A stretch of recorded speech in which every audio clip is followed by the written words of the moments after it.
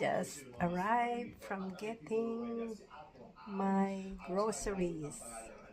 So what I got, look, I got all this for $167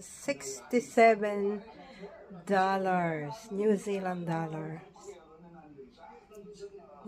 Mahal na rin po ang bilihin talaga ngayon. Magpapansit po ako tomorrow. Ito ang aking ulam.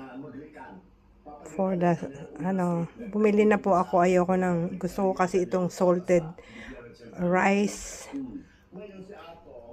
Salted fish, chicken with salted fish with rice.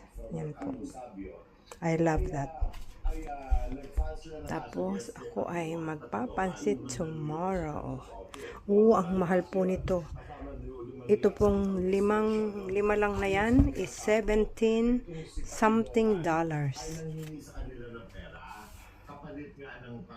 Matapos maggigisa ako ng, ito po ay itlog ng isda. My daughter love it. Para naman po sa aking mga apo na darating tomorrow. Okay.